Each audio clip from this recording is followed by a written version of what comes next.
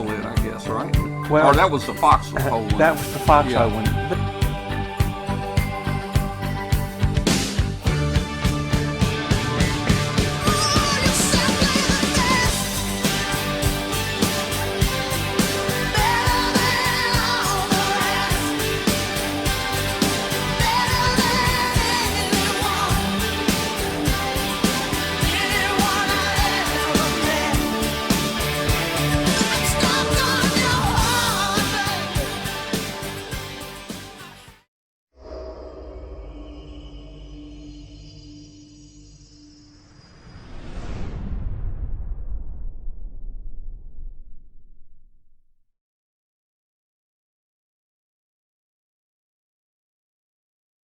This Amateur Radio Roundtable is brought to you in part by ICOM America. Hi everyone, and welcome to the Amateur Radio Roundtable. Today is Tuesday, March 26th, if you're here watching us live. We appreciate everyone who is joining us here, and we hope you're ready for a great show tonight. We've got a lot of fun things lined up. Riley Hollingsworth is with us tonight to talk about the new program at the ARRL. Pat's going to be talking about some 6-meter action. Josh has got something going on with handy talkies, and we're going to try to do all the talking today because Tom is still under the weather and has hardly any voice, so we're just taking over.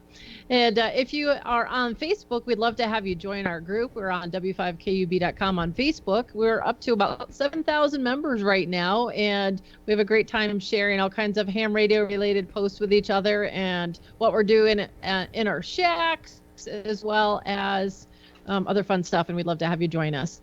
We're also streaming live on WBCQ, and we hope if you're out there listening on shortwave, shoot us a note and let us know how we're coming across to you. You can go to our website, w5kub.com, and send us an email and give us a signal report. We'd love to hear it. And if you're joining us live right now, and hopefully you're joining us in the chat room as well, there's a great group of people. I'm not even sure how many are in there tonight, but lots of conversation going on back and forth. And then, of course, if you're following us after the fact on YouTube, we're glad you're here, and we hope you enjoy the show. With that, I'd like to pass around and let's say hi to everybody who's joining us tonight. Let's go over to California and say hi to Mr. Hashnasi himself, Josh Nass. How are you, Josh? Hello, Katie. I have a cold flu. No, I feel much better. I'm glad to be here. Thank you so much for inviting me. Yeah, we'll take care of things while Tom recuperates. He's working the switchboard for us, and we've got a lot of cool guests, so get ready for it. All right, awesome. Thank you. And Pat, I don't even know where you live. What state are you in? I'm in the great state of Utah. I'm just a little bit south of Salt Lake City. Oh, all right. So you're in my area, my neck of the woods as far as things go. Well, welcome. Glad to have you here tonight. I think this is the first time we've been on the show together. Yeah, maybe the second time. Yeah. Yeah, second one or so. But nice to have you. And I'm looking forward to your presentation tonight about 6 meters, because that's obviously a fun band and a summertime band, and you can love it and hate it all at the same time. So looking forward to that. All right, and Mr. Riley Hollingsworth is with us. So from out on the East Coast, I'm doing well. Riley, it's nice to see you. It's been a while. It has been a while. So you're going to be talking to us tonight about the new program you're running. Is that correct? To say a few words about the volunteer monitor program, which is getting off the ground pretty good. Great. Looking forward to that. And let's see, Tom, are you going to pop in and at least wave to the crowd? Yeah, I'll let me pop in, guys. I'm sorry, laryngitis today. Yeah, I'm working. I've got a little bit of voice right now. Actually, this morning I had no voice. I didn't call the net tonight, but I did turn it on 7180, and I heard somebody call me, so I answered him. And then I had 15 more people call me, so we actually had a net tonight. So it worked. It turned out pretty good. But I'm prepared in case I lose my voice. Let me try it and see if this works. I've been practicing this for a little while. Let me see if I can do this right. I think I can do it right here. Hello, I'm Tom Medlin, W5KUB. Welcome to Amateur Radio Roundtable. We are on every Tuesday night at 8 p.m. Central. Our show audio is also simulcast on international shortwave on 5130 kilohertz. Since I don't have a voice tonight, I'm turning it back to our two great co-hosts, Katie Allen and Josh Ness. Well, there you go, Katie. Wow, that Well, works. that was pretty impressive, I have to say. Yeah, I bet that let me, took you all day to figure that one out. let me get you back in here. All right. Well, All right. you guys take it, and I'm Well- going to stand by here. On that high note, go back over to Riley and KD4ZDH, right? ZHD. That's Z. That's it. Did I get it right the first time? You got it right.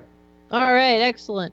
Well, as many of you guys know, you know the name Riley Hollingsworth. He was the big enforcer with FCC years ago and has retired from there, and then was most recently serving on the ARRL Board of Directors and is now actually taken on a new role with the new volunteer program and related to the old OO program, as many of you recall with the official observers. But that whole thing is being revamped and utilizing Riley's copious amounts of experience in that arena. So Riley, with that, I'm going to let you tell everybody what's going on so far, because I've seen people chat about it in different chat rooms all over the internet, and I think it's kind of exciting to hear about, the new steps that are being taken to help with this. Well, thanks. I'll be glad to, Katie. Simply put, the official observer and the amateur auxiliary programs are no more. And the reason for that is in a meeting between the League and the FCC in November 2017 to discuss overall enforcement in the amateur service, the FCC suggested, now this was their suggestion, that the ARRL think about starting a new and stronger program to replace the long-standing official observer program and to work it in conjunction with the FCC. And the reason for that was over the years the FCC has lost some field offices and a lot of their engineers, so they have had to revamp their enforcement program a little bit. But the original agreement between the FCC and the League regarding the official observer program was made back in 1994. And that was a time when the FCC field offices were, for the most part, fully staffed. And now, since then, under certain chairmen, the FCC field offices have been severely cut back. All of the antenna monitoring locations are still there, and they're all tied into Columbia, Maryland. But the number of engineers at the FCC has been reduced, and in fact, some field offices have closed as a result in shift in FCC priorities, brought about by the explosion in communications technology, which we all know about, from satellite to internet and everything else, and the problem with universal service fund fraud and robocalls and about everything else. There were several meetings with the FCC in this regard in the last couple of years, including meetings at FCC headquarters down in D.C., and the FCC offered to place stronger emphasis in ARRL reporting of violations in exchange for more detailed training and management of those people serving as official observers, and in exchange for ending the official observer program and rebranding it as another type of program so we can make a clean cut and a complete change. So the League saw that as an opportunity to work more closely with the FCC, and the FCC agreed. And so we decided, in order to avoid confusion, to totally rebrand the official observer program and call it the volunteer monitor program, since we already have a volunteer council and volunteer examiners, for example. So the FCC and the League have been working on the details of this agreement since 2017, and we have a meeting of the minds about it. And in fact, the League president signed off on the memorandum of understanding the other day. And this week, the chief of the Enforcement Bureau will sign off for the FCC. Simply put, the volunteer monitors will have limited terms, probably about 3 years. Now, that's the same as the official observers, but everything else is different. There'll be fewer in number than the OOs, but about a third of the 600 or 700 OOs weren't active anyway. And the volunteer monitors will be placed around the country, of course, but with emphasis on geographic areas where there are no field offices, or where field offices are exceptionally burdened with their workload. On the League website, you should see soon the application forms for volunteer monitors, and we encourage all previous OOs to apply to be a volunteer monitor if they want. We would expect them to apply and hope that they will. The volunteer monitors will undergo a little bit more training than the official observers, and it'll be more often. And the FCC will participate in the training for the volunteer monitors on a regular basis. Now, the deal is the FCC will accept reports of volunteer monitors through ARRL of repeated rule violations in our service, together with thorough documentation, and will use this information for first instance enforcement actions. The FCC will also, to the extent possible under the privacy laws, give us more frequent reports about the status of its enforcement actions that spring out of the volunteer monitor program. And the FCC and the League will meet at least annually to discuss the needs and requirements of the program. And I want to say that the official observer program has been a hallmark of the ARRL. And I know in my term working in amateur enforcement, I relied significantly on the reports of OOs.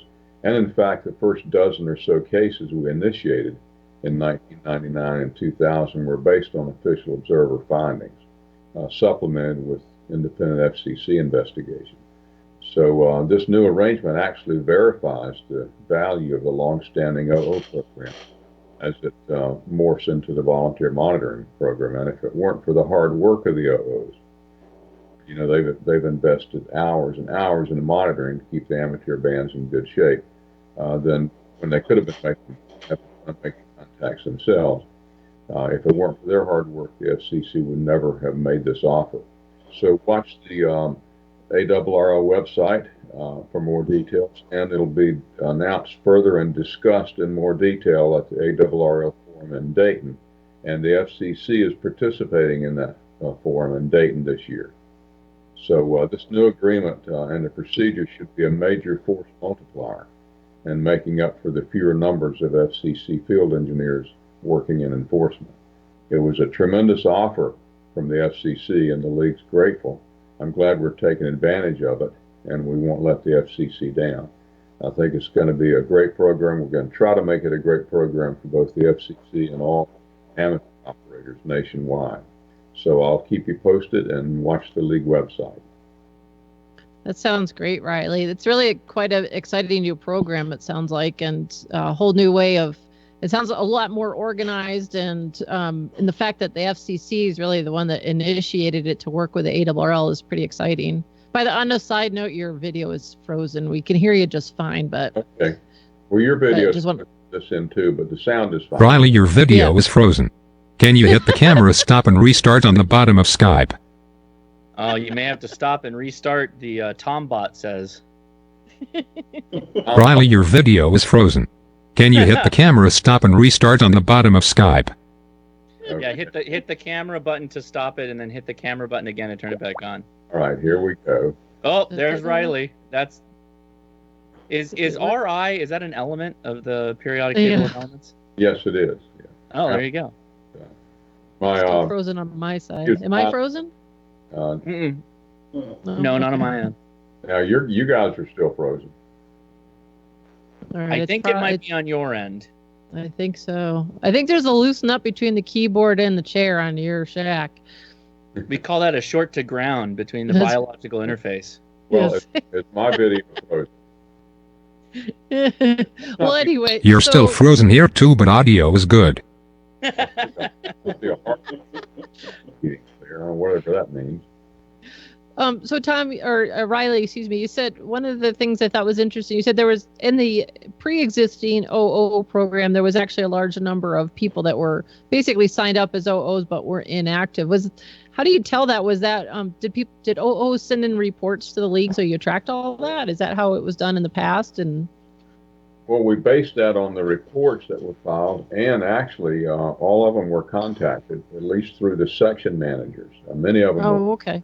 Personally, but we had the section managers poll the official observers, and this was not a scientific poll, but it sure looks like about a third of them were active, which would be about 200 or so, and that's about how many volunteer monitors we're going to have. We expect to have not more than 250, but certainly around 200. And Riley, if someone wants to be a volunteer monitor, are any openings, and what would a person have to do? I love that voice. First, the person would have to talk in some fashion other than this sound that I'm hearing from the alien. Just watch the applications will be posted soon, or the application form, and watch the league newsletter. And we're working on all that now. And in fact, you'll see that pretty soon. So just keep your eye on the league newsletter, and that's on Rick Lindquist's report there. And you'll be right in touch with what's going on. Are you expected to provide your own equipment, Riley, if you join the group? How does that work exactly? Well, amateurs will use the equipment that they have. Okay.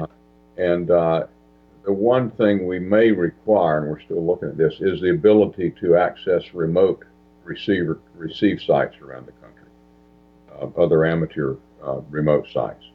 Oh, so you could actually have one crew of people scattered around the country that could jump in different areas depending on a remotes available. Exactly. Oh, that's smart. So we're just going to require basic state-of-the-art equipment. It doesn't have to be the latest and greatest. We don't need all the bells and whistles for this type of work that we have on these. But they basically will use, just like the observers did, they will use their own stations. So I have a crystal receiver. Can I join? Perfect. Excellent. Good.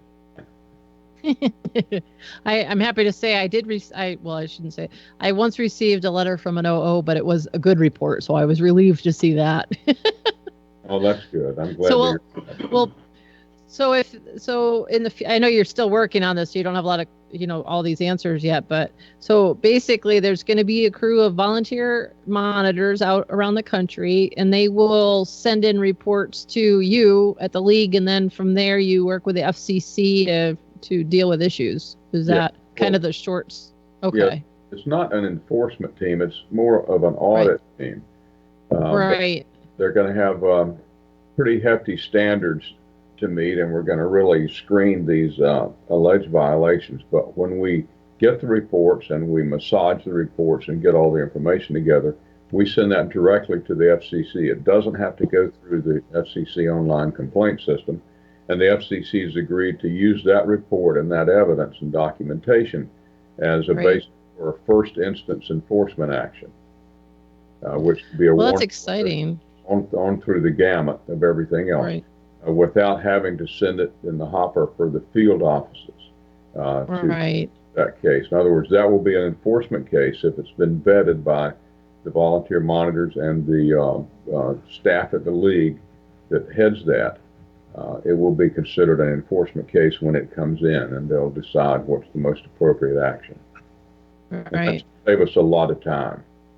Yeah, for sure. Riley, do you expect that ham radio enforcement might get better or more priority now with this new program? Oh, replay that, Tom.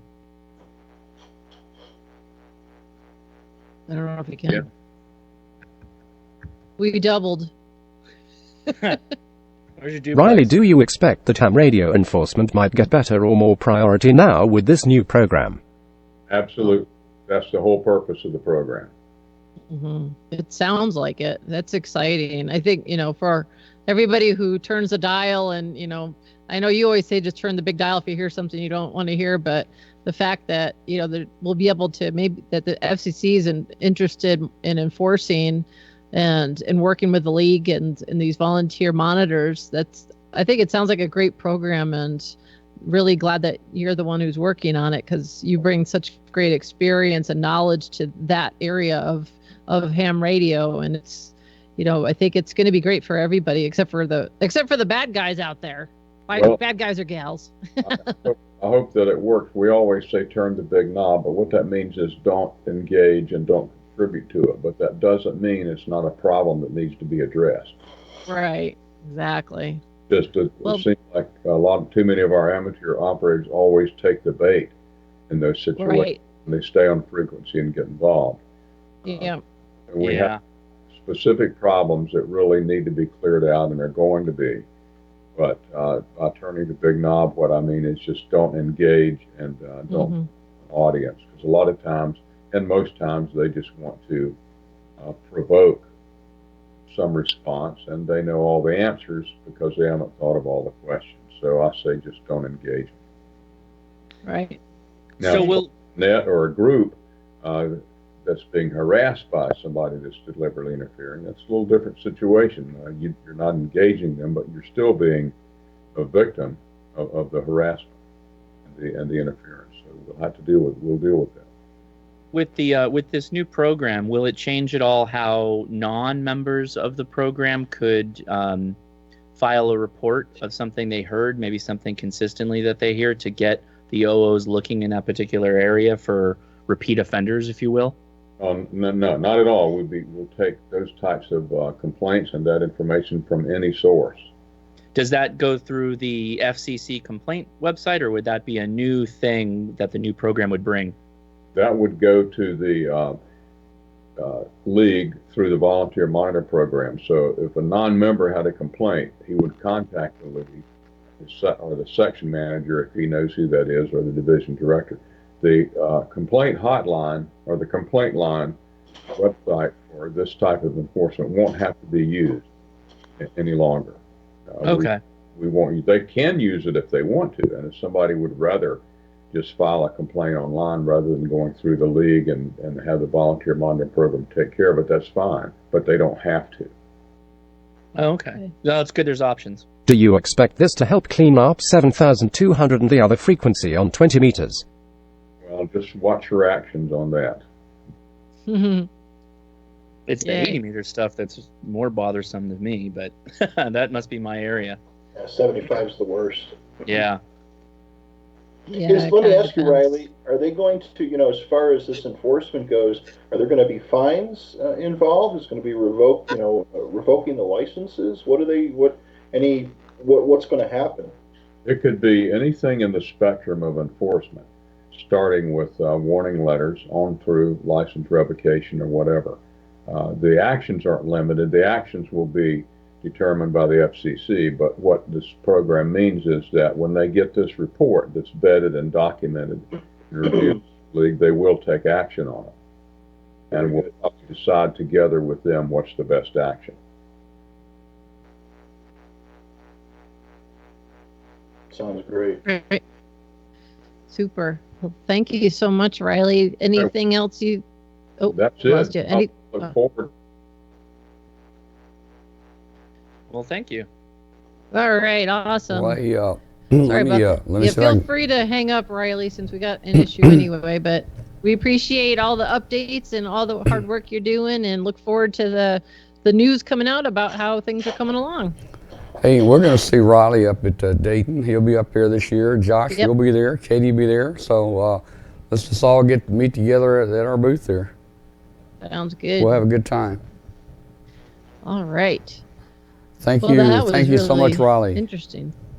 Thanks, Riley. I say dump Riley. There we go. No. Yeah. Wow. All That's right. it. You're done. You're done, son. You're out. No, here he's back. He's back. Katie there he dropped is. the hammer. You're out. Yeah. Oh, there you go. Oh, you were He's close, working Riley. too. You were close. She was ready to drop you. You were going to get dropped out of here. The Skype sure cuts off a lot faster than it runs. And you know, Yeah. What I was he saying, I look forward to your talking picture's working now too. and keep you posted on all of this about the volunteer monitoring. So it'll be cooking right along, and I'll be glad to talk to you and keep you posted. No, you Sounds got your great. All right. you got your Skype window on there, I think. Well, don't Tom. go away yet. Don't go away yet, Riley. Hang on a second. I'm trying to adjust some pictures here. Don't go away. There we go. Oh, wait a minute. One more thing here. So we had a request a minute ago. There's Let's Tom. see. Oh, there I'm he not is. doing very good. Yeah, we had a request a while ago. So let me see what happens here. Here we go.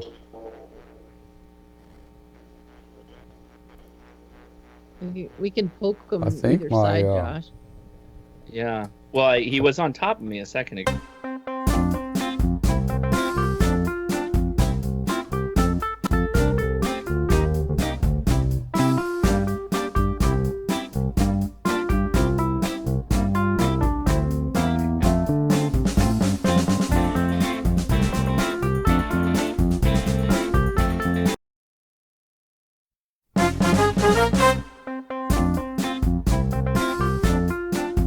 For some The reason, same I've problem lost. during the day for work too. If I slide over here, now I'm Riley with the lower third. Grateful improved it. That's interesting. I've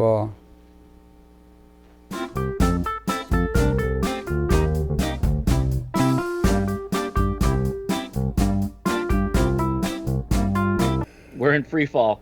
We're in free yeah, fall. we are. Everybody. We are. Tom's lost. We really are. Tom lost control when he gave the show over to us to run. All right. There we Yeah. go. Well, the lower third's out of the way. Got so the lower that thirds helps. off for sure. Got them off, and interesting. If you can hear me okay, I'll go ahead and, Yeah. and sign off, but I'd like to talk to you regularly on this and keep Yeah. you. Yes, Yeah. we would like that. Now, it said in the release that we will be taking reports in 9 to 12 months. I think we're going to be way ahead of that, but I'll keep you posted. Okay. It's always good to do stuff earlier than you say. All right, thank you. Thanks, Riley. Thank you. Thanks, Riley.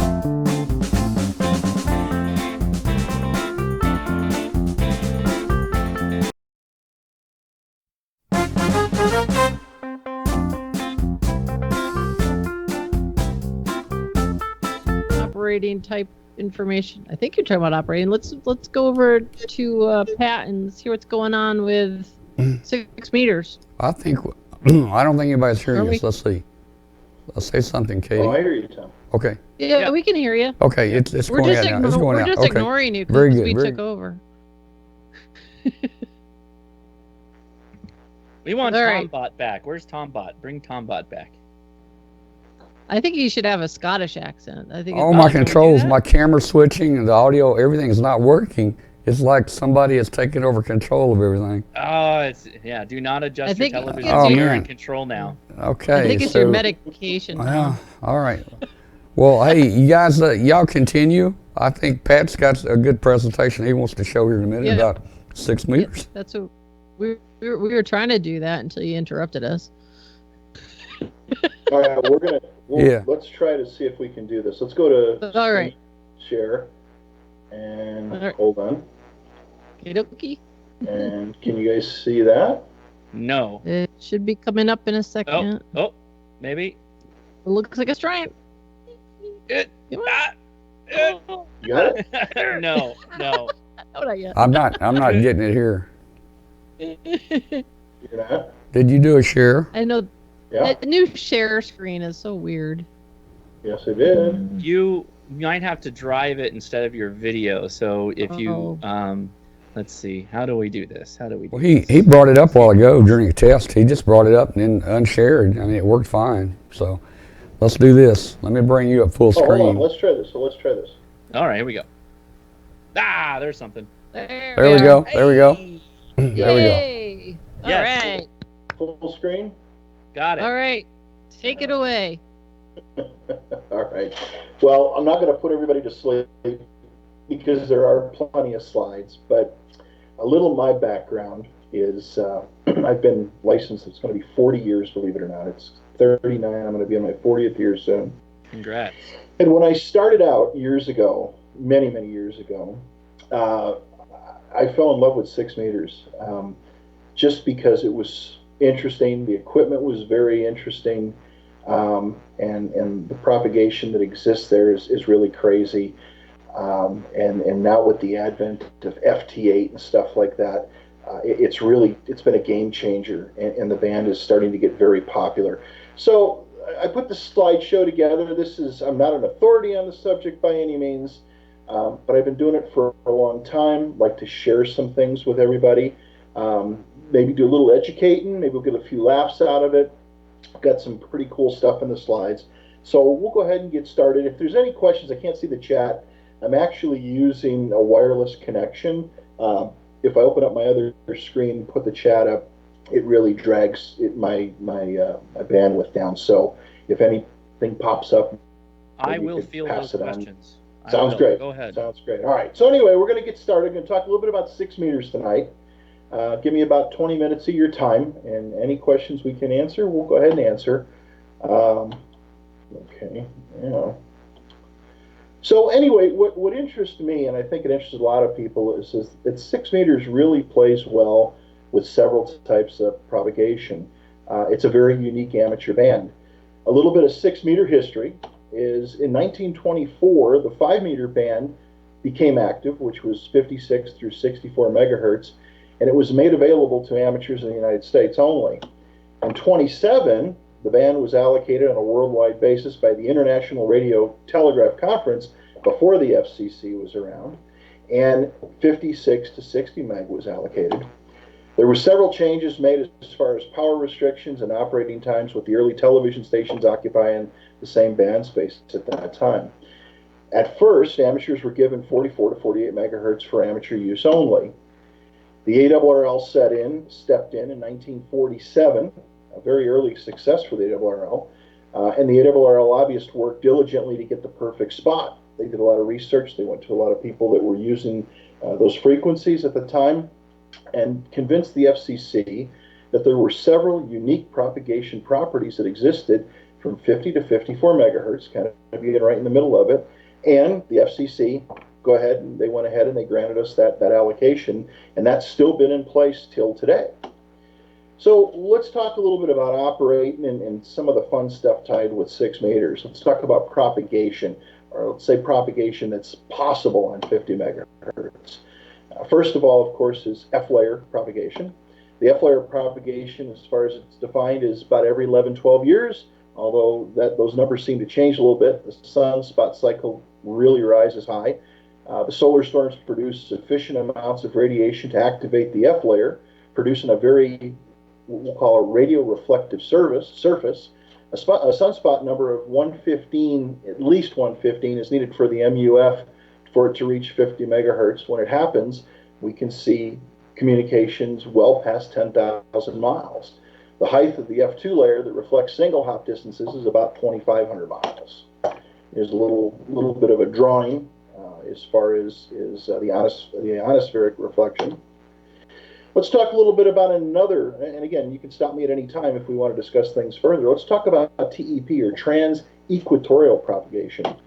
Trans-equatorial propagation is very, very interesting. It's the scattering of ionospheric irregularities at high altitudes. TEP was discovered by amateurs during the late 1950s. TEP occurs pretty much between the months of March and September, usually in the late afternoon. And we can also see during the solar peak, when we're up at the top end of it, TEP signals can also exceed 400 megahertz. It's been known to happen up at 432. That's about where it stops.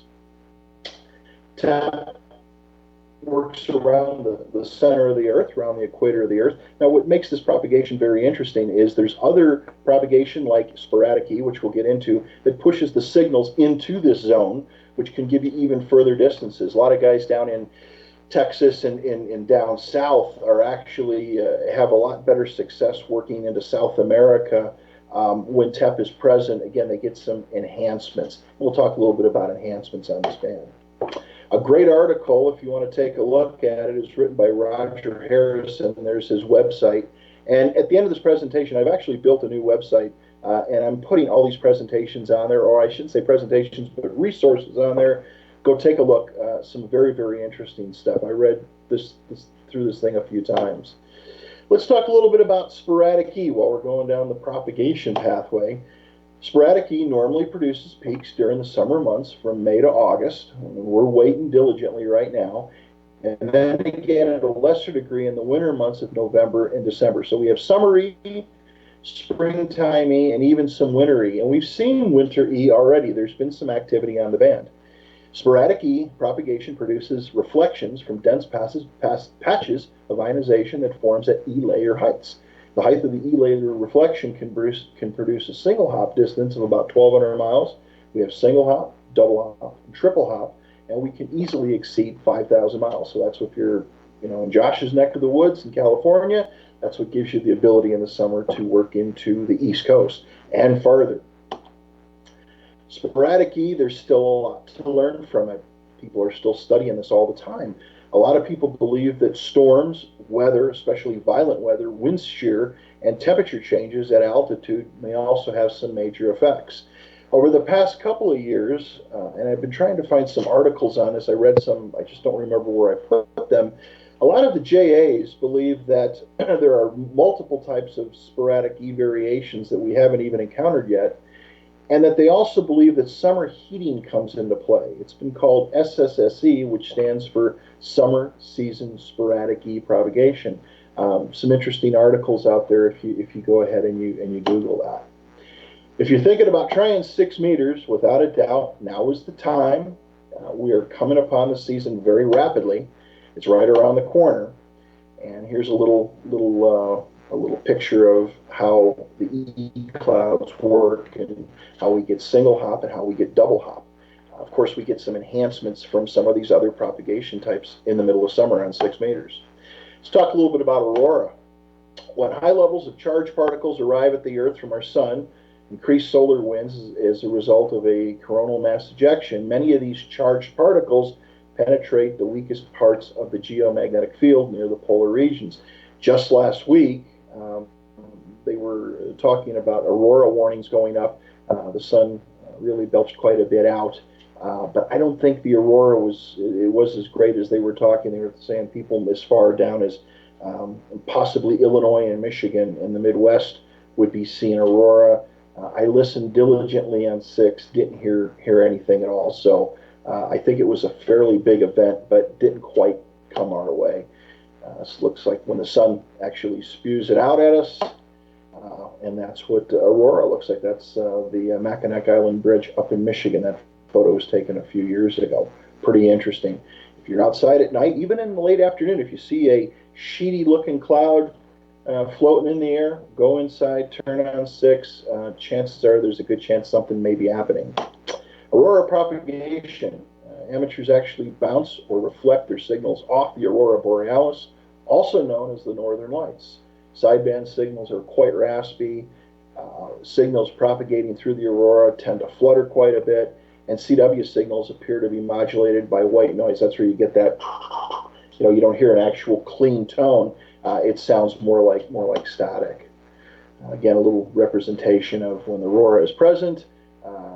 That's how signals are reflected from one place to another.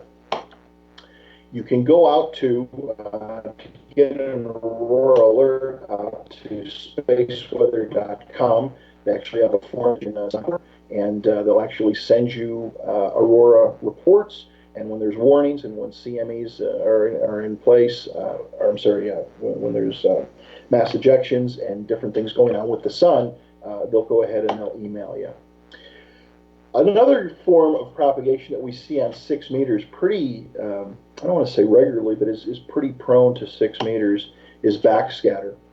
I'm going to go ahead and just high level, I find it very interesting. What you'll notice is that you get a lot of local signals are not heard, which you normally would think you'd hear on 6. When backscatter propagation is in place, you tend to get a very specific sound.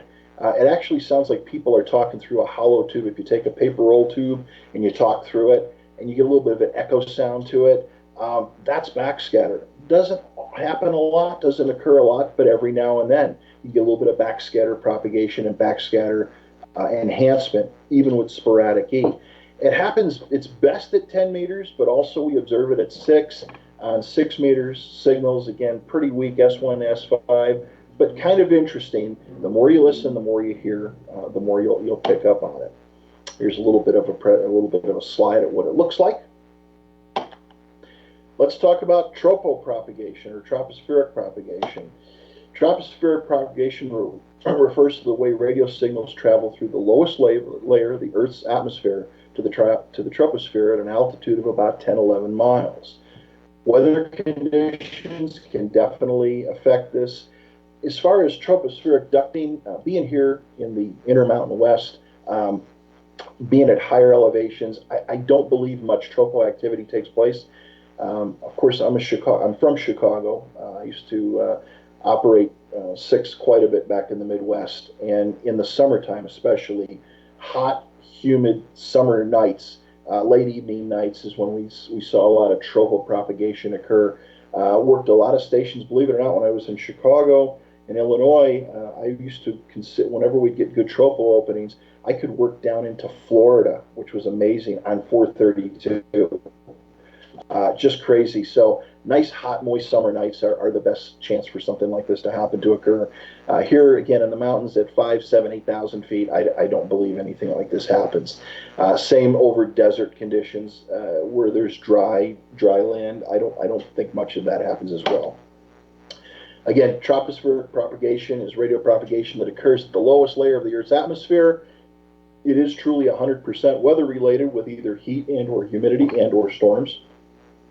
It's an abnormal condition that scatters, reflects, or refracts UHF, VHF, and microwave signals to the troposphere, causing changes to their normal coverage. Very, very interesting. Here's a little bit of a picture of it. Let's go on to another form of propagation for 6 meters, meteor scatter. Meteor scatter is a propagation mode. More realistically, it's an event that uses ionized trails of meteors during entry into our atmosphere to establish brief communication paths between stations up to about 1,400 miles. And that's about right. I think the record for meteor scatter is about 1,750. That was done a couple of years ago. But as the Earth moves in its orbital path, we get, you go out at night, you see shooting stars. Of course, at different times of the year, we have meteor storms, the Leonid shower, the Quantrids. There's several different ones out there, and it tends to increase activity. But we also get daily random rocks that come through. 6 meters works very, very well as far as reflection. It's a great band to get on and participate in meteor scatter propagation. And we'll get into this in just a little bit more detail, kind of at a high level. Here's a picture, meteor, and a trail goes by, signal goes up, it refracts down, comes down on the other side. Again, I would say about 1,700 miles is going to be the limit. If you are so inclined to try meteor scatter, Ping Jockey is the place to go. Ping Jockey has been around for quite a while. You can actually go out there, log into the site, or watch the site, and people actually set up skeds to run meteor scatter skeds.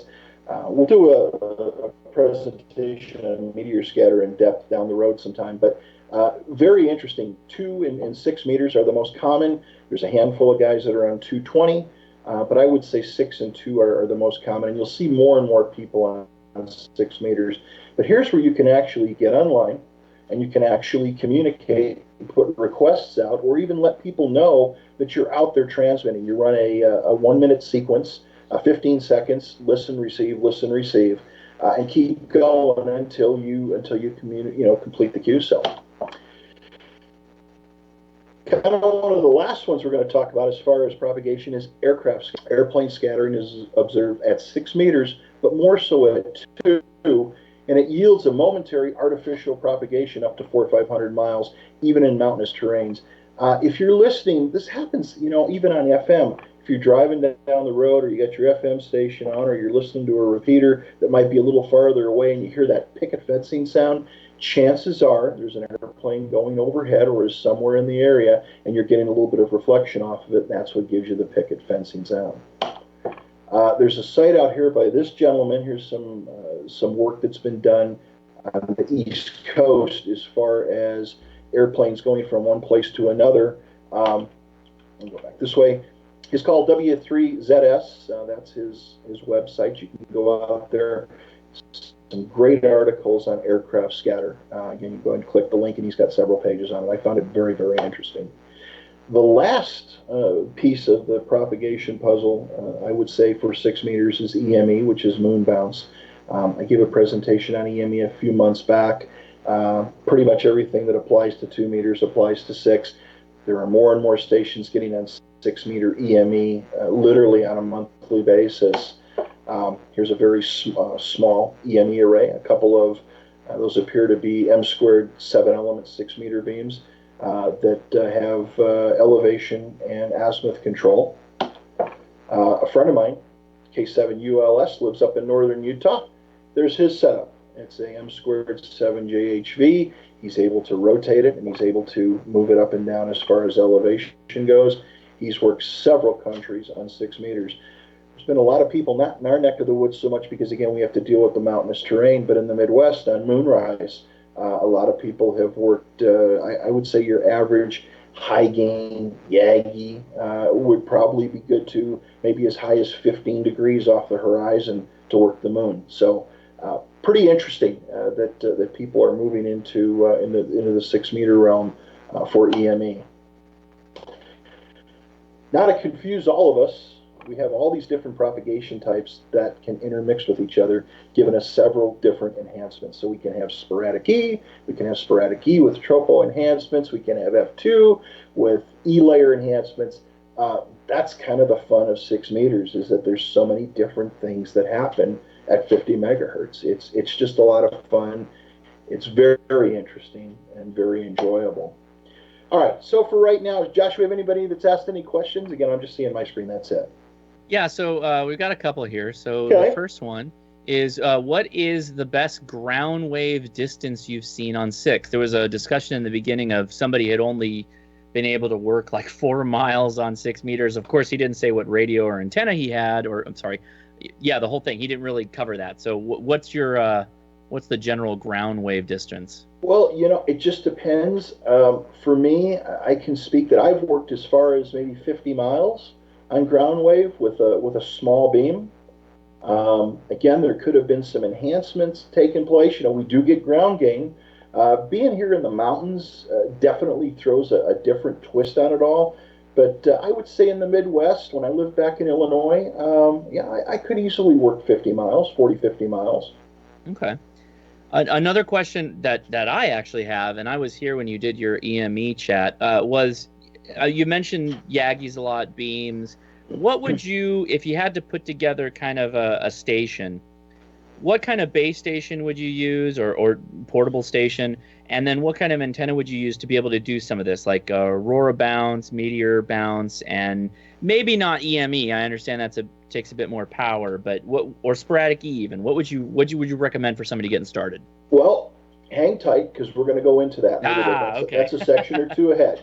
All right. Again, I'm just trying to throw some ideas out there what people can look at, but yeah, we'll get into that real quick. Anything else? 6 meters was my favorite back in the early 60s. It was AM and I could work into New England almost every night using my 150-watt transmitter and a homebrew 3-element beam. There you go, Tom. The older, the guys that I'll be careful. The guys that have been in the hobby a little bit longer than me, I've got a little section in here I think they'll find entertaining with some equipment that I've come across. But yeah, again, it's an amazing band. And back literally, I would say into the early 70s, it was all AM back in the 60s. And Tom, would you say, when did it switch from AM to sideband? What year would you say? Well, from AM to sideband, I don't know what. Yeah. Sideband started really getting popular about 1970, I guess. Right. Yeah. Kind of like when probably one of the first radios, like when the Drake TR6 came out, and some of those radios. But before that, and I've got some radios in here. I think, Tom, you'll get a kick out of this because you'll be able to relate. But yeah, I would say it was all AM until probably until about 71, 72. So. All right, let's move on. Yep. Talking about the bands, they say the bands are dead, whoever they are. If this is the bottom of the solar cycle, we're supposedly at the bottom of the cycle right now. On August 9th, 2018, on a Thursday, I'm an IT guy by trade, and I work from home quite a bit. So I'm able to have the opportunity to sit and while I'm working on stuff, I keep one of the screens up with the digital modes running. Here's 6 meters. This is a dead band for you in August. So people on the East Coast, this is PSK Reporter. We're working stations over in Europe without a problem. Here's what it looked like a little bit later on in the day. So the band is open without a doubt. People here in the United States are able to work JAs. Josh, you're in the perfect place for that. I'm buried in Salt Lake here. I'm buried in between 2 mountain ranges. There's a mountain range on the west side and on the east side. The east side is the Wasatch. That's the back end of the Rockies. And on the west side, we have what they call the Ochre Mountains with about 9,000 foot peaks. I'm kind of centered in the center of that. Yeah, you're in a basin. Big basin. Exactly. So that's why I always, tell my wife I need to put up a big EME station here again. But it's interesting because, again, when we had some great openings this last summer, and it was insane last summer, I was able to work JAs. I was also able to work into Europe as well. So there's plenty of activity out there. Imagine, again, the peak of the solar cycle. I think that's what we're going to see, especially with FT8. I think it's going to be absolutely insane if things keep going the way they are. 6 meters is open for business. Don't let anybody tell anybody, oh, the band's dead, there's nothing there. It's not dead. It is open. Matter of fact, I would say last year from about the middle of April until the end of October, the band was open virtually every day. It was crazy.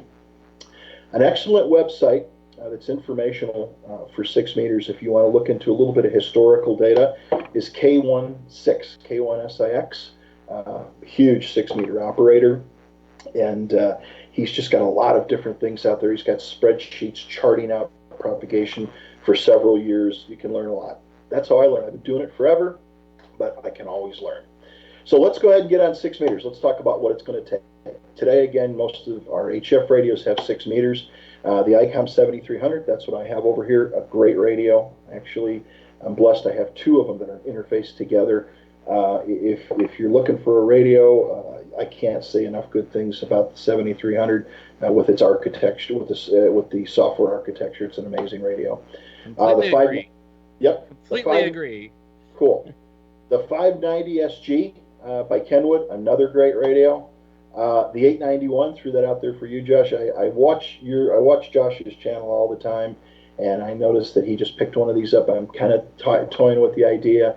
I'd like to see what you think about it after you experiment and play with it a little bit. It looks like a great radio. It's a good mobile and that's radio. 160 through 6, correct? Yes, like good mobile radio. It has a bit of an obtuse menu system, but once you get the hang of it, it's a really good receiver. People argue it's on par with the 7300. Does it have an auto tuner in it? No, it doesn't have anything in it. It's purely a mobile radio. You supply the tuner if you need one, and your own power supply. Gotcha. When it first came out, I had high hopes that they might have taken the 857 and upgraded it and put 2 and 432 in it, but I've heard nothing but great things, so I'm definitely going to watch you and follow you and see what you think about with yours. Great. And of course, any of the Elecrafts, the KX3 is a great radio, or the K3X. I mean, there's a lot of K3S, I should say. There's a lot of good radios out there. Another one that some people look past is everybody thinks RCI, all they do is make CBs, and they do make a lot of CB radios. But this Ranger 5054, it's a 100-watt mobile, been around a long time. I had one for a long time. A great radio, too. Again, it's strictly a monoband radio, but it works really well. There's some great older radios out there, too. Can I make a comment really quick? Can you go back one slide? Sure. I just want to point this out. That's all mode plus PA, baby. So you can have a PA in your truck and yell at people, and then also work all mode. I've never seen that in ham radio. That's awesome. Yeah, and you see, if you look at the buttons, you have an R beep. So you even got a Roger beep out there. Wow. So, yeah. Okay, yeah. That's pretty cool. That's pretty cool. It is. But with the exception of the PA, there is 6 meter activity on FM, and we'll talk about that a little bit too. There's some other great radios out there that have been around a while, and they'll work perfect for you. The FT950. I've run one of these radios for many, many years. 3 years on 6 meters, reliable.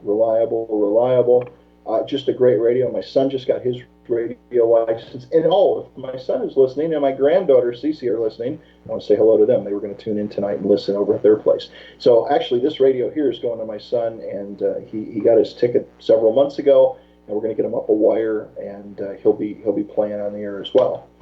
The TS2000 with the ICOM 9700 coming out.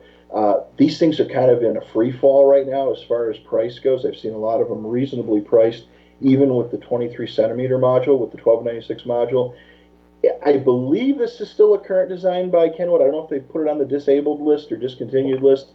It's been around a long time, but it's a great radio. I've owned one in the past. It is fully loaded. If you're a satellite person, it's great. A lot of the weak signal EME guys like this radio for one fact is that they can break out the transmit and receive lines, because a lot of them run separate receive converters and transmitting converters. and the way they set things up. So again, another great radio. These you come across periodically is the ICOM 736. It was out in the early 90s. It's 160 through 6, 100 watts on 6.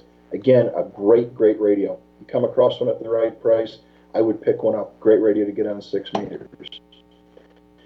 And of course, the good old 706, the Mark II, the Mark II-G, or the 7000. Again, just great radios. I wish ICOM would bring back something like this. The 7100 is nice. I don't know about the tilt screen and all that, but the 706 was just, I think it put a lot of money in ICOM's pockets over the year because it can't say nothing but good things about it. There's some other great classic radios out there that you can find as well. The 551, the ICOM 551, this was my first brand new radio I ever bought from AES back in 1980. I saved for a long time. At the time, I think I paid $305 for it, but that was a lot of money in 80. And I actually still have the radio. It's sitting right here on my desk, and it still plays. It's a great old radio, 10 watts, strictly 6 meters. If you want FM, you actually have to go out and buy the FM board, but you come across them every now and then on eBay and QTH.com. Stable little radio. The FT620, you see those, or the 625 at Hamfests and flea markets. Again, another good radio. The king of them all, the Drake TR6, as I mentioned to Tom. Drake came out with this radio in the early 70s. I mean, this was today collector quality is insane what these go for, but it was I don't want to call it Cadillac. It was the Maserati or the Lamborghini of the time. The TR6 was the radio to have. Yeah, especially if you've got the matching the RV6 remote VFO. Yeah, if you had the full kit. Yeah. Exactly. There's some other great radios that work out there that are kind of unique. The little what they call the 502, 202, 402 series by ICOM. Actually, there's a 502 up on eBay right now. I've been thinking about bidding on. Little 3-watt portable radio, either CW, upper sideband. You can either switch between sideband and CW. 3 watts. Had one of these for years. I'm sorry I ever got rid of it. It's got a telescoping antenna. You can put batteries in it. This picture here actually has an external amplifier, speaker, power supply. But the little radio by itself, I ran one of these, a 202, back in the Midwest for years with my first EME array way back when. And it's just a great little radio. At the time, it was about the hottest thing out there. What's the clip on the side for? This here? That little chrome clip on the side? What's that for? That's the belt clip, right? That's the belt clip. That's you can put it on your belt? Yeah. That's the power supply. That unit, the radio comes out of that. Oh, okay. Yeah. Okay. So you can put 9 D cells in it. Oh, yeah. And you can easily get a day's worth of operating. Nice. They don't like heat or cold will kind of make the VFO drift around, but cool radios. If you ever see one, they're kind of cool and exciting to play with. The little 690 by Yaesu, they made the 690R.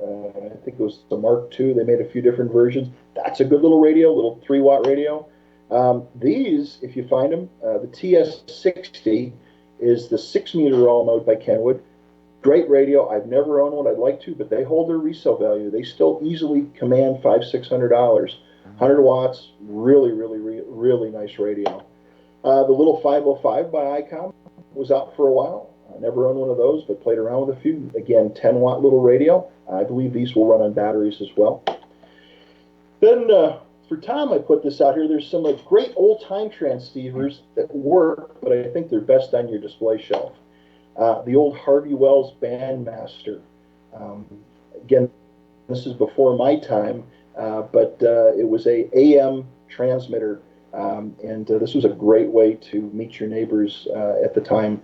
This thing was pretty amazing, pretty amazing little radio. Because they come running to your house because you're interfering with them? Is that what you mean? Yeah. Well, remember 6 meters, the channel 2 audio sits right in the middle of the 6-meter band. So yeah, and if it wasn't tuned properly, I've got one of these. The insides are torn out of it. It's just for display, but I understand that you could really raise ruckus in your neighborhood.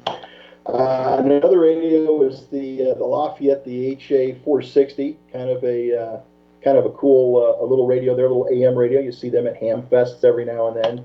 And then, of course, the Gonzit Gooney-Bird, the Communicator 6. It was a transceiver. It's got the green eye, the tuning eye on top. You put the crystals in it, and then you tune and you switch that transmit receive switch up and down. Again, 6 meter AM. I think I could be wrong, but I think they're about 30 watts out, if I'm not mistaken.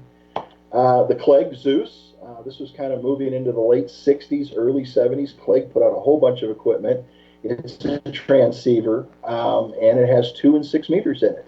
So pretty interesting. And if you look at that, where you've got the multiplier, the doubler, and all that, if it isn't tuned quite right, the signal that it puts out can get kind of wide and sloppy pretty quick. And of course, the HW29, I have one of those sitting in the closet. It's called the Sixer. They made the tour. Anybody that's been around for a while and saw these, better known as the Benton Harbor lunchbox, they were put out by Heathkit.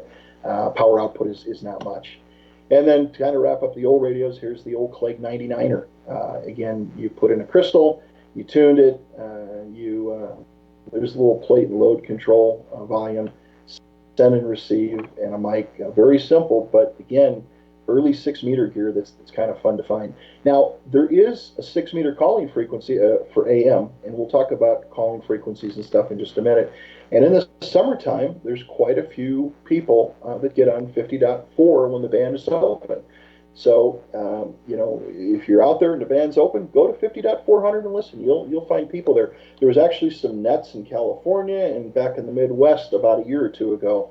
I don't know if they're still active. And there's the 6 meter call frequency at 50.4. The Sixers are still around, if that's what you're talking about. The Sixers repeater group, yeah. Okay, yeah.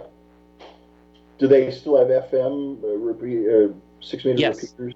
Okay, yeah. Yep. And I know they used to have a net. I want to say it was Sunday night or maybe Monday night on 50.4. But again, tune in.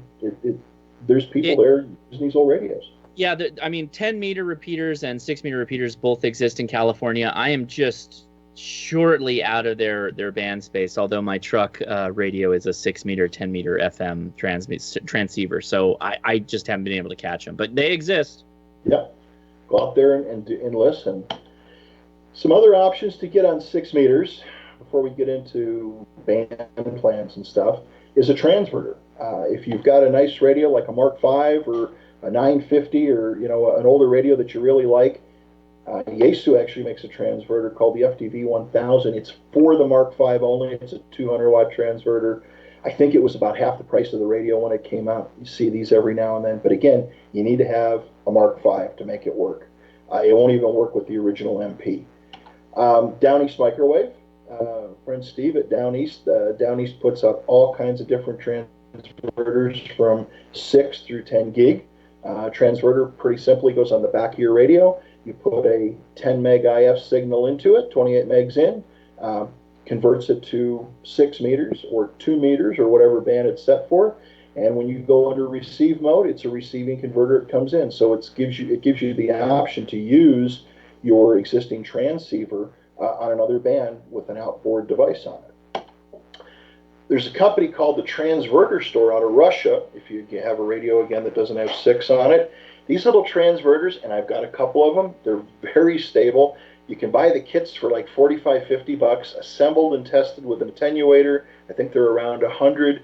The guy that puts them together ships them. I know a lot of guys that buy the Flex radios and don't want to go out and buy the expensive transverter.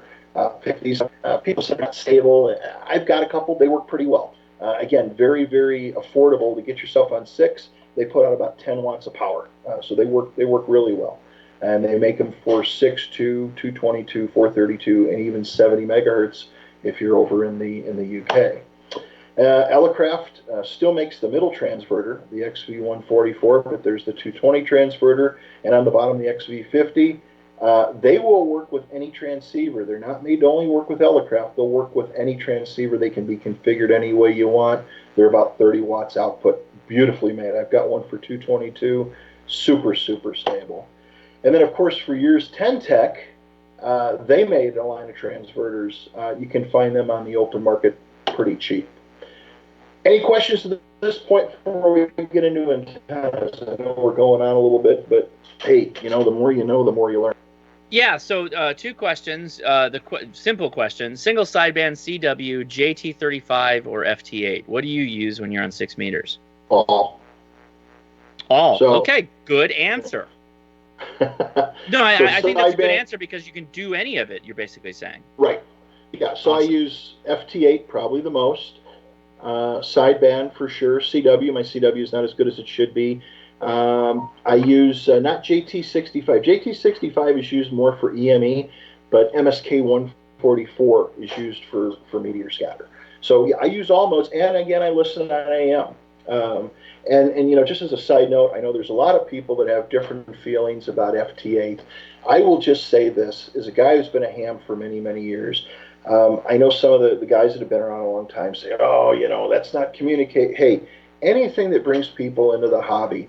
For the longest time, I was against all these little, you know, these little pi stars and zoom spots. And I never did that. Now I'm into the DMR stuff. It's a whole learning curve. It's something fun to play with. There's cool equipment out there. And if it brings people into the hobby and keeps the interest up, so what? Anything that promotes it, I think is good. I know there's a lot of dyed-in-the-wool CW guys, and there's a lot of dyed-in-the-wool sideband guys, but hey, whatever keeps it going. Here. That is my philosophy. Amen. Yeah, Me too. There's space for everybody. People need to get on and make a call. Most days when the band seems dead, it is really open. When there is a contest, there are hundreds of people on. Yep. The band does not open just for a contest. Yes, That's I right. agree. So there was another question. I think you just ended the radio portion. So a question that I had, another me question. Military 6-meter radios. Have you played around with any of those? Because there's a couple of those that exist that seem they're huge, but they seem interesting. I've seen some, Josh, but I've never owned any or played with any. No. Okay. No. But I know there's some stuff out there. That military gear is pretty cool. The only problem is a lot of it comes at a pretty hefty price because there's so many collectors out there, you know, but never played with any. Let's talk a little bit about antennas. Maybe we can answer some questions about antennas. What really I enjoy about 6-meter antennas is that they're small. If you live in an HOA, you can hide them without a doubt. The Aggies aren't that big, but they can be. And when the band's open, it doesn't take much workstations. Here's a Halo type antenna. Now that's a small, I think that's a GP6 ground plane above it. So there's a small Halo type antenna for 6 meters, a couple feet by a couple feet. M Squared makes the whole loop. They make them for 2 and 6. I can't say enough good things about what Mike Stahl does. A great little antenna. They're great for listening to beacons. It's just a good antenna. It's not all that big. They're not that expensive. And you can even camo it a little bit if you live in one of these HOAs or where you have neighbors looking down your nose. I'm going to leave this in the presentation. This article here, there's a link in it. There's a group in Illinois that was going around collecting these old chairs out of the garbage cans on garbage night and turning them into 6-meter squalos from lawn chairs. I'll put this on the site, and you can click that article. And a lot of fun, and guys were having success with it. There's the original Halo. Tom has probably seen one of those. I remember those. That's the clearest picture I could get. Guys used to put them on like a 4-foot mast out and a bumper mount. And that's what they used back in the 60s, was the old Halo. Here's a little Omni antenna that works great for 6 meters. The old Cushcraft AR6 Ringo, when I started years ago, back in the late 70s, the AR6 was out. A good antenna for 6 meters. It worked really, really well. And of course, the J-pole. You can build yourself something really, really simple. Simple 3-element Yagi. The boom on that's about 6 feet. Here's my house right now. That is the NA4R hex beam. Josh, you have a hex beam. I don't know if you used it on 6. I've used it on 6 quite a few times. I've probably made at least 500-600 contacts with the 6-meter portion of the hex beam. And right underneath that, I have an M squared 3-element Yagi. The 3-element Yagi does do better than the hex beam, but not by much. I'm putting up a new tower this year. I'm going to go to 6 elements, but it works well. It's amazing how well that hex beam is. So if you got a hex beam up, 6 meters will work with those 2 elements. The Moxon, easy to build, really easy to build. I also have an Ultramax double bazooka up for 40. If you don't want to put up a 6-meter beam and you got a 40-meter wire up, most 40-meter wires will tune on 6 meters. And again, when the band is open, as Tom has stated so many times, get on. Your 40-meter wire will work. It will work. It will load on 6 in most cases. Here's a simple dipole for 6 you can get off eBay for like $12.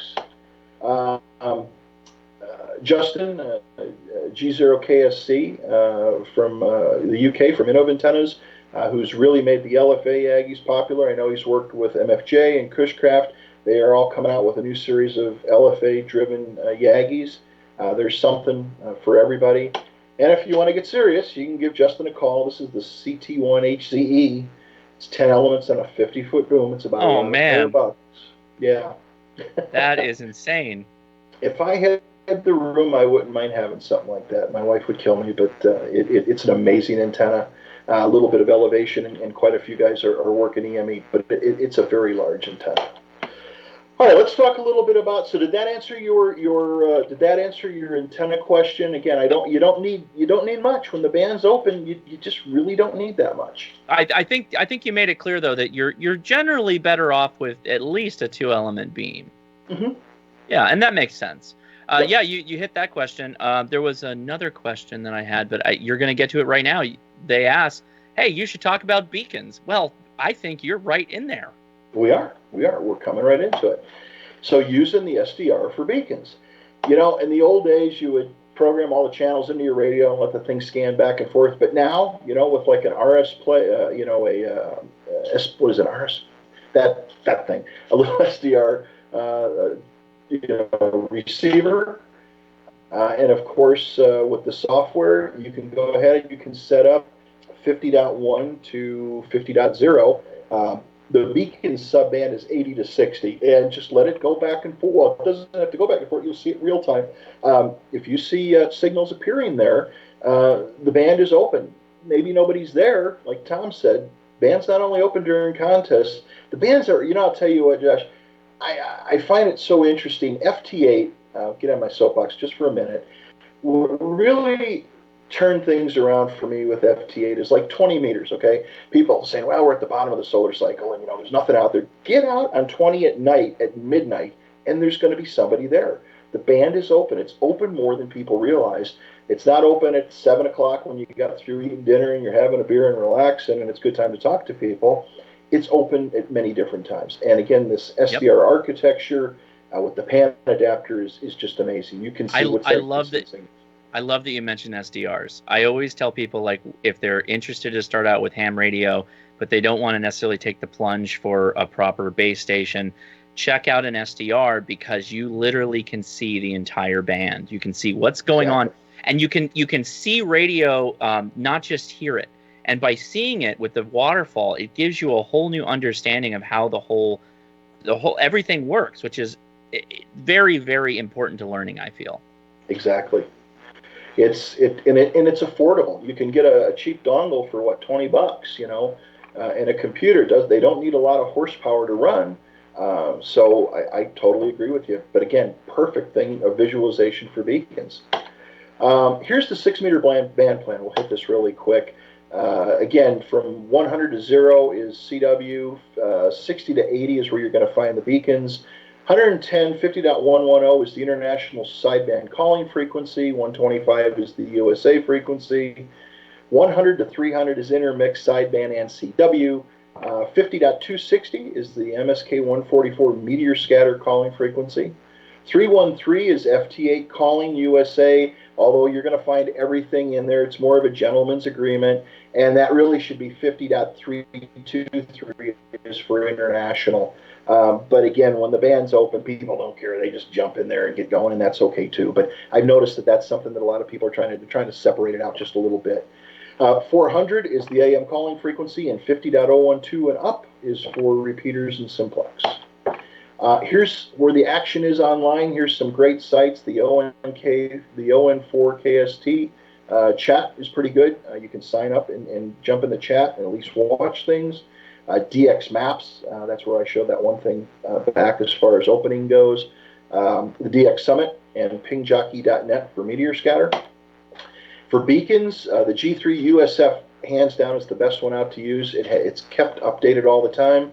K9MU is pretty good. The DX Summit, again, is a good place to watch for beacons. People will report beacon activity.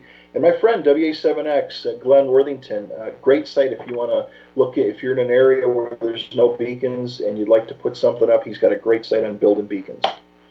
The common exchange on 6 meters, of course, is call sign, signal report, and the all-important, the all-almighty grid square, and a little bit of chit-chat. I enjoy talking to people, but you're going to find a lot of people that are grid square chasers. You know, the call, the signal report, and the grid, and that's about it. But hey, you know, that's okay too. There's the grid square map. Of course, grids are broken up all around the entire globe. There's a lot of rare ones here in the United States that have very little activity. So you will see starting up people that will do rovering into grid squares. Matter of fact, Delta Mike 47 is one of the rarest grid squares down in southern Utah. There's nobody that lives there in that grid. I'm going to go ahead and activate that this summer. We go down to Lake Powell a lot and we go right through it. So I'm going to try to get that grid on the air a little bit. Times have truly changed from when I started and from when Tom started. You know, years back we had CW, we had sideband, we had FM, we had AM. Everything kind of went to digital. The digital age arrived. K1JT, Mr. Taylor showed up. I do call him a miracle worker with the work that he has done. If you're interested in digital stuff and you don't know what WSJT is, just Google J1, K1JT. Joe is a professor at Princeton. He's got a Nobel Prize in physics. Just a very, very smart man. There's the website for K1JT and for WSJTX. FT8 is in that grouping. We could do a whole segment on FT8, but everything is kind of rolled that way. And FT8, as I've said a couple times tonight, has really revived 6 meters. People are not sitting there just listening. You've got to call to get the activity. Yep. And like Tom said, the bands are open, but you got to get out there. FT8 is kind of showing people that the bands are open. The caller frequency for FT8, again, 313 for USA, 323 for international. Here's MSK 144. I know we've been rambling on for a while, but here it is for MSK 144 for meteor scatter. And we can do a segment on that one night. 260 is for random calls. If you're looking jockey and you set up a sked with somebody, move off 260. 260 is kind of the random calling frequency. There's where you can set it up. For sequences, if you, and this is not hard and fast, but if you are calling east, you go with a 1-3 sequence. If you are calling to the west, go for a 2-4. That is if you're the calling station. The basics needed for FT8 or any of these modes, we'll just blow through it quick. Again, interfacing in a computer, cabling and connectors. Josh, I would assume you agree, and most other people would. Make sure that you use good quality connectors. Make sure that you got, choke snap done. Stray RF with computers and radios and stuff like that does not mix well. Clean signals are definitely a must. You don't want simple is better too. Yeah, simple is better. I would say stay away from anything that requires you to use your microphone as a connector. Absolutely. If you can. Go to the back of the radio. Go buy a 7300. You have one USB connection. That's it. no audio cables to deal with. Yeah, it does it all. Here's a simple PC transceiver connection, laptop, PC, your radio, and an interface, which goes up to the antenna. Power. Let's talk a little bit about power. We'll just hit on this subject really, really quick. Again, I would say that for 6 meters running between 50 and 100 watts is fine.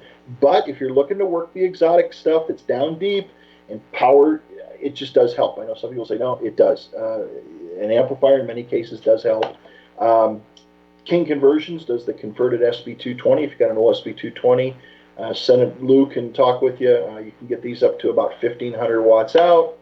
If money isn't an object, there's the Alpha 8406, full legal limit, and then some all day, all night, all weekend.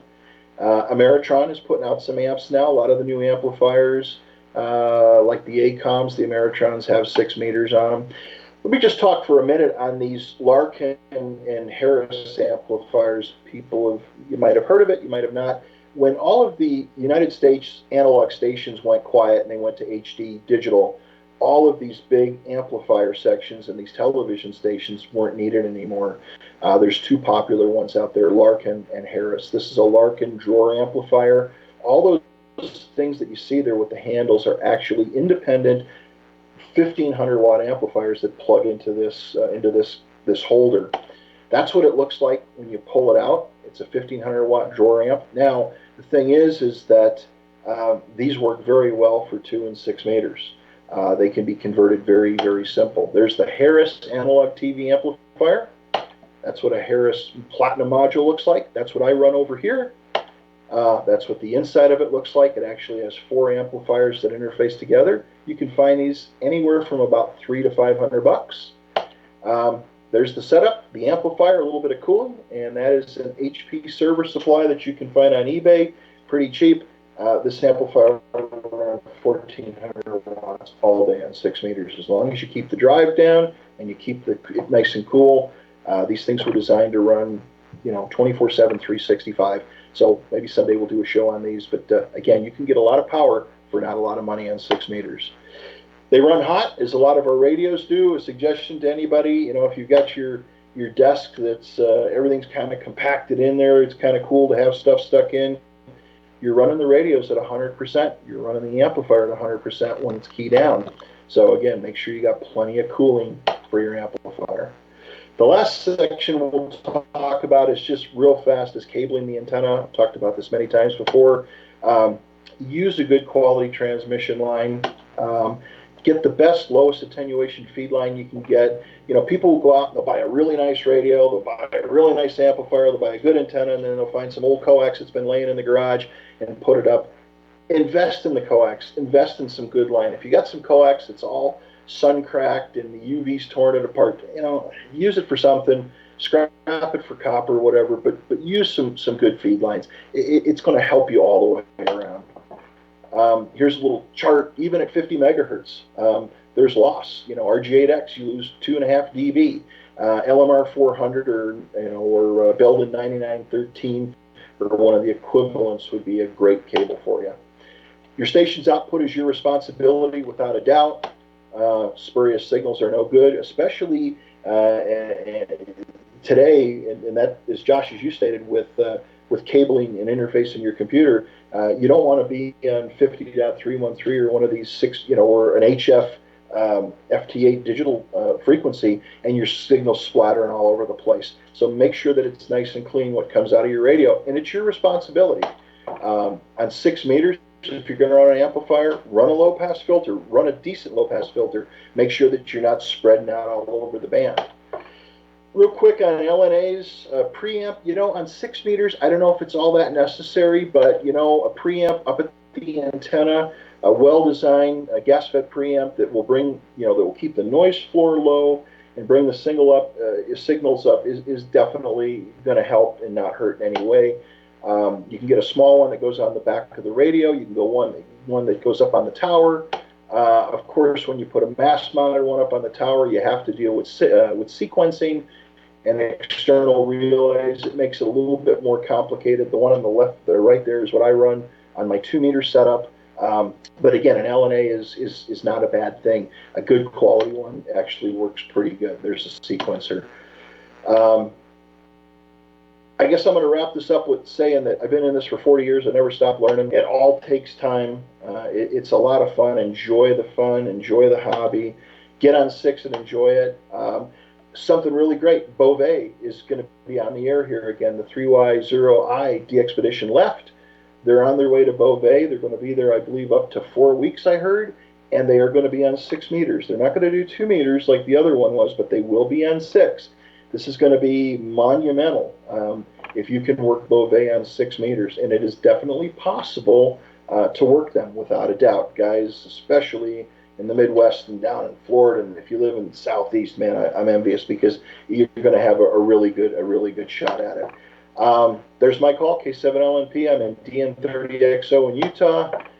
And my website, which I just launched the other day, I got very few things on there, but it's weaksignalwork.com. I put this presentation up there. If you want to go out, take a look at it again. There's all the links, and it's just, I can't tell you how much fun I've had on 6 over the years. So I hope I didn't bore anybody, but it's exciting, and I hope you can get excited about it. And it's a lot of fun. You'll really enjoy it if you get on the band, and believe me, you'll thank yourself for it. It's going to be a ton of fun. It's going to be a great East season this year, and a lot of cool things are going to happen. Right on. Very good. Very good. Yeah, the chat room is kind of like reiterating what you've already said so far. The importance of coax, for example, is something that is really hit. I'll add, regarding your audio on FT8, it's really important to balance that with the output of your radio. So a signal link is really good because you can volume down to the point that you're just about to start dipping on your output, and that's right where you want to be. There we go. Yeah. Well, I'm glad that you feel, and a lot of people feel about the digital modes, it's not a hindrance to the hobby, but it's going to enhance the hobby. It's opened up for VHF communications, especially 6 meters. It has opened up so many, I'm going to call them frontiers, because again, people are there all the time. There's activity there all the time, and I think it's a great thing. I don't look at it as a negative thing at all. It's nice when you can just easily switch between bands depending on what antenna you have and just be able to work that band. And what's always a lot of fun for me is after you've been talking, but when you've been operating for a little while, you hop on pskreporter.info and you see actually what your propagation is. So you can see almost an immediate response to how you're getting out, the effectiveness of your antenna, and how much power you're putting out, which is always really, really interesting to me. Well, and for antenna performance, the whisper mode is so interesting too.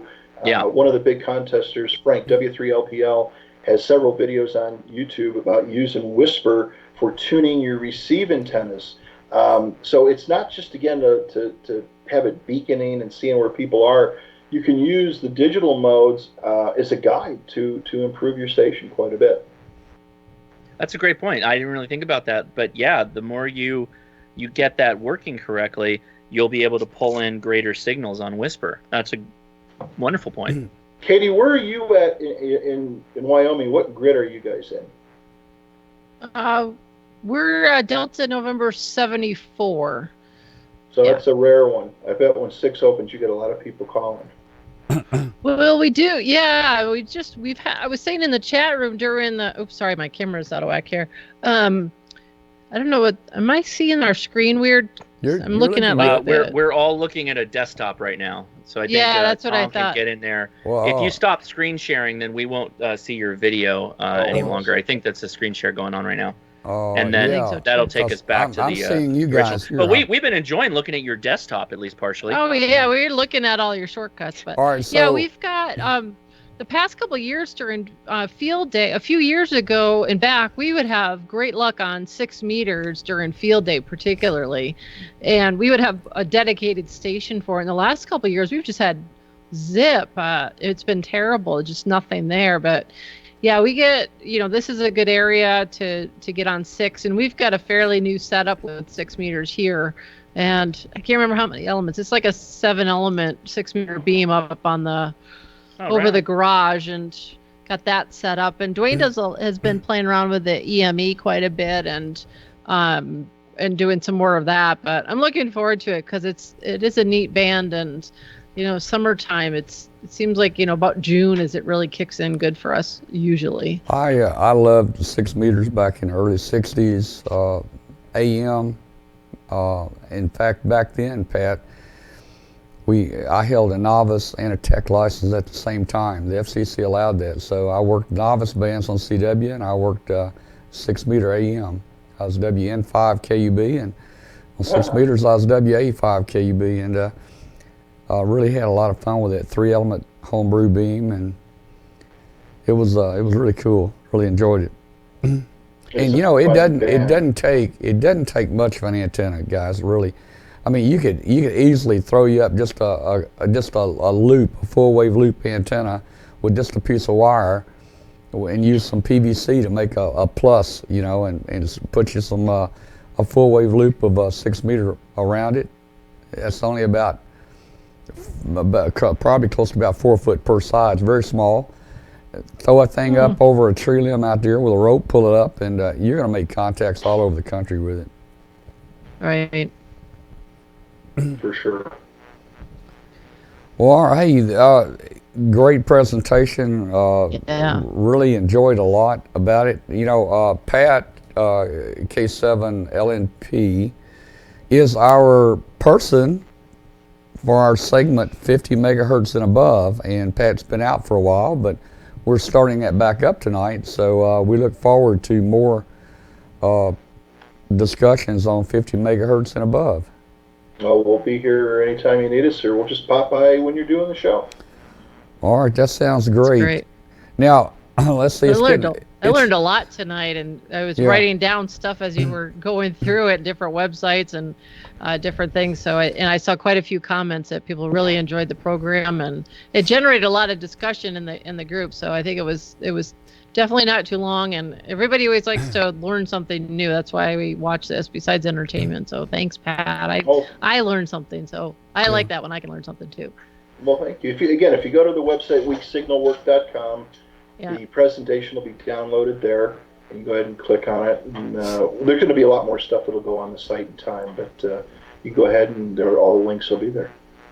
Awesome. Thank you. All right. Well, hey, Josh was going to talk a little tonight about repairing a 2-meter handy-talkie, but I don't think we're going to get that in tonight, Josh.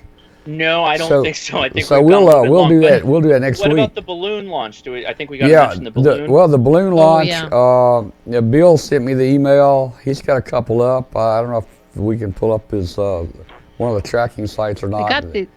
But the weather has just been too bad the last 30, 45 days for us to launch our balloon. So, you know, our goal is to launch a balloon, and we're going to keep it up for a year and circle the Earth many, many, many times. So that's our goal. So we're shooting for the best possible weather for the launch. So we're going to do that.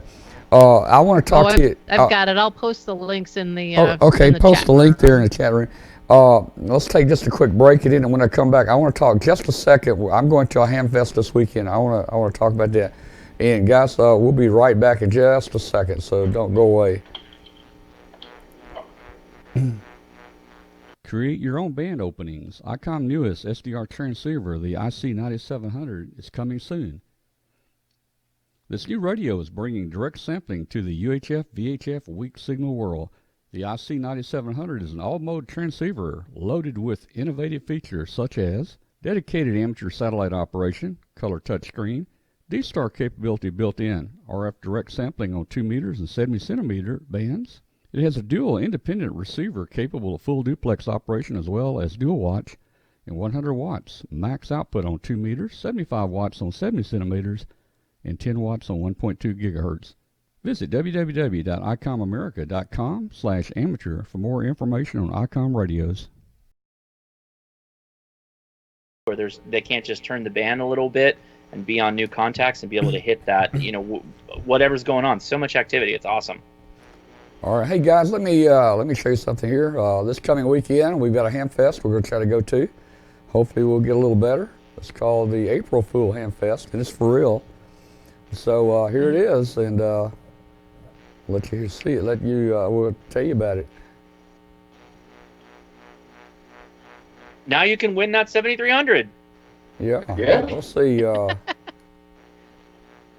Don't forget, we will be going to the Corinth, Mississippi Hamfest this coming weekend.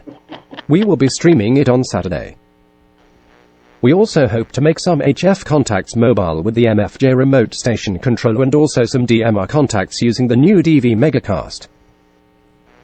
Please mark your calendars to join us this weekend.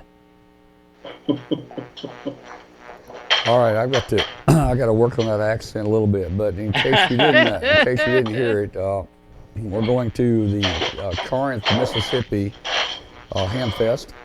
We will try to stream our drive live. It's only about 1 hour down here, so I don't know, by the time we get the stream up, we're going to be landing down here, so. But we're going to try to stream our trip down here. I've got several friends going with us. We're going to work HF using the RSS, the remote station server. That's the RigPi that I've been beta testing.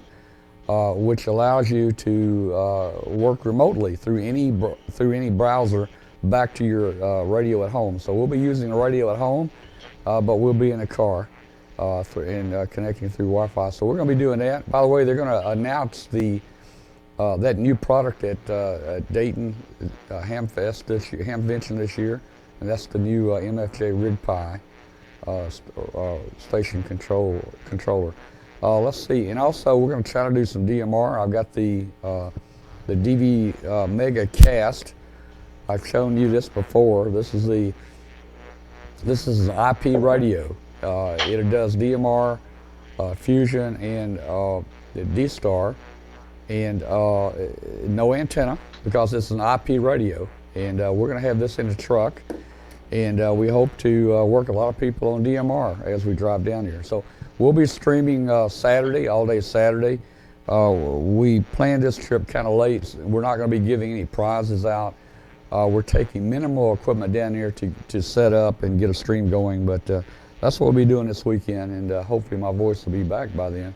So, what are we and this weekend also is a big contest weekend. It's the CQ Worldwide WPX prefix contest. So if anybody's looking to catch some DX, this is a good weekend to do it because there'll be people on from all over the world. And you can check out info at cqwpx.com, and I just posted it in the chat room also. Tom, there was a question in the chat on when you start your drive for the show. When are you going out? When does the live stream start? We'll leave here we should be streaming by about 7:30 a.m. this coming Saturday. That's 7:30 a.m. Central Time. And all right. And then we'll stream the show after we get there. We'll stream all day, and then after 5 o'clock we'll drive back. And we'll probably stream the drive back. So let's see for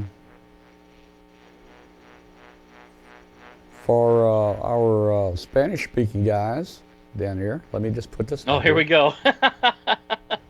You want to thank Katy and host for stepping up and doing this auto-mute. They did an excellent job. All right. Can it do CW, Tom? Yeah. Can Tombot do CW? Da-di-da-di-da-da-di-da. Yeah, I don't know. I have to work on that. All right. Let's see. I mean, hey, I can even be Amanda. Watch this. I think I can.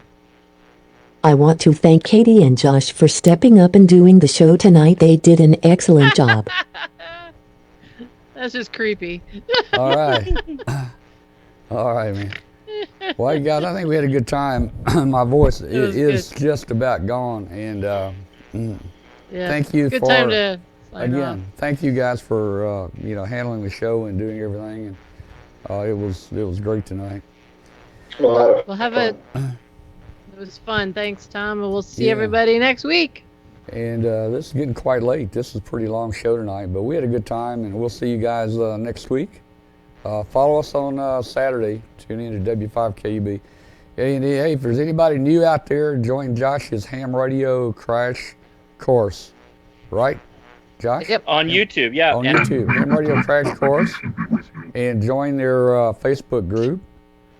And we've had a few come over and join our group from the ham radio crash course. So what we're trying to do is cross-promote and help each other out here. And there's so many people in Josh's group that don't even know about us, and there's so many people in our group that don't know about Josh. So we're just trying to, bring ham radio to you there. Yep. Join our Facebook group. W5KUB is a Facebook group, and we thank you guys, and we'll say good night to everybody. Good night, everyone. Good night, 7-3. Take care. All right. Now, don't forget, we'll have Hamvention streaming 40-hour marathon coming up. We'll be streaming live 40 hours when we hit Hamvention down there. So we're gonna have fun. We'll see you. Good night, everybody. Take care. Good night. So you're saying I can ask this cat any question? The cat is connected to the computer. You just type in the question, it will read his mind. Maybe one day I'll do a show or a little segment on FT8. You got a lot of people in there that have some thoughts about it, but I don't know. You're the man! A lot of I've been people looking saying for this that for weeks. you don't have to do anything or that it's easy. And I don't think that's necessarily true. Yeah. All right, guys. All right. Hey, astronaut Doug Wheelock's going to be with us again this year. Probably on Saturday. I don't know the exact date yet, but he'll be coming in just to be on the show with us. Josh is going to be with us. Katie will be with us. Yep. Riley's going to be with us. We're going to have a good time. So everybody just come on by and see us. Good night, everybody. We're signing off. Let's see. Let me do an official sign off here. Let's see. We'll do the old-timey sign off. How's that right there?